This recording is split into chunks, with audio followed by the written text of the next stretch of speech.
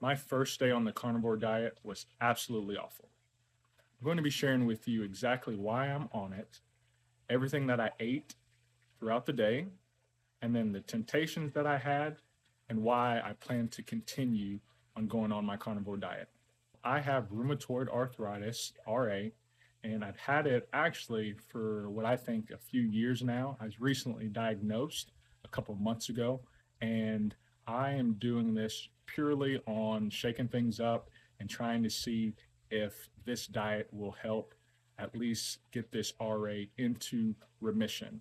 I believe that I was in remission a few years ago, and as of probably 6 months, I've had flare ups, which has caused me to actually get checked out and get diagnosed. And I've been on medication and supplements routinely for the last 2 to 3 months. And so right now, I have flare ups still, pain in my hands, my wrist, and my ankles. And I want to see if this will work. And so, with anything, I think doing it long term, anywhere from 60 to 90 days, will allow my body to adapt and see if you know this is actually going to help my situation. So I started out the morning. I typically would usually intermittent fast all the way up until like 1 o'clock. I did not do that today. I'm refraining from doing that. I'm going to try and let the body tell me, hey, it's time to eat. But I started my morning, and I know for some people, they don't do coffee. Some people do. I love coffee. I love the taste of it. I love everything about it. I am a coffee snob, so I wanted to keep that in my diet. And if I see something to where something's not working, or I'm having pain, I may take that out to see if that's the cause of it. But right now, I am drinking coffee. So I started out with the coffee. Probably 2 hours later, it was probably 10 o'clock. I ate for the first time. And so I made a steak. It was a sirloin steak, and I also had eggs.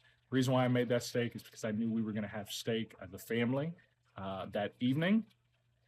And so I decided to open up and crack one open and started with the steak. So I used pure butter and just salt on that steak. Made that, it was delicious. Everything was fine. I ate eggs with it to start off my day. Now, fast forward a few hours, I am working from home right now, and so I was in my office working. We also have painters in, and so just kind of coordinating all of that. And their kids, the painters, and our kids, they were all playing around outside, in and out, and everyone was getting popsicles and some other frozen desserts that we had. And I tell you what, everything in me wanted just to partake in all of that. I wanted sweets. I had cut up a nice watermelon the night before, knowing that I wasn't going to have any. So that night I ate a ton of it. I wanted that. I'm a big ice cream guy. I can eat ice cream every night. And so all of those things I had to refrain. And knowing myself, where I, like I said, I've done intermittent fasting. I've also went vegan before. So I have some type of self control, but still at the same time, I desperately wanted some of those sweets. Got hungry again, probably around 2 or 3 o'clock, and decided to just do hard boiled eggs. And so I did that. I only had two of them, and I ate that around, like I said, 2:30 ish. So I had that, and then I had to go run some errands with family. Took some of my kids along with me, and it was about dinner time. So I was preparing dinner. They were eating. We were all eating steaks, and then we had potatoes as well. With the potatoes, and so we were going to do baked potatoes, and I can eat a baked potato, the cheese, sour cream, all of those things to where it just looked delicious.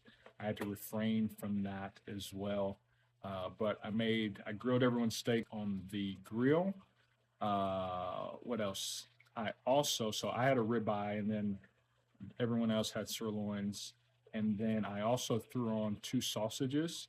And I did that just because I wanted to kind of be proactive for the next morning. So I did that as well. And this was probably all about 6:30 now. We all ate.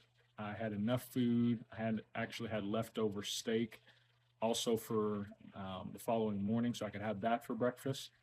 So it's about 6:30, and I needed to go pick up my meds from the pharmacy because I ran out, and so I did not take my steroid probably for the last 2 days, which is not really good, but did not do that. So I think that also might have played into why I felt so terrible. But it was about 7 now. The family wanted to go get snow cones, and I can do snow cones all the time, every single day.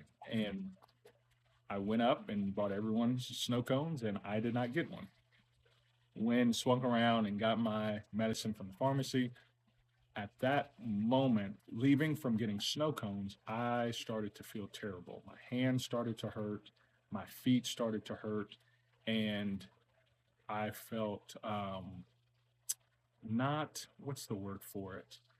Like there's just like a cloud over me. So I was there, but I was not engaged by any means. I felt awful. Like I said, my hands were hurting. And so I'm driving. I get to the house. And my wife looks, as we're pulling in, she looks over and it's like, "You're not feeling well, are you?" I'm like, "I'm not." And we get home. I literally crash, full on crash on the couch. And that's probably 8:20, 8:30, maybe a little bit before that. Didn't wake up until about 2 o'clock in the morning and got up. All of my kids were in our bed. So I took one of them upstairs, left the other two downstairs, and I went straight back to sleep. But I completely crashed. And really, I can't pinpoint exactly what it was. I don't know if it was coincidence with me not having my meds, or me just having the first day of doing purely meat or the carnivore diet. Not really sure, but I don't plan on stopping.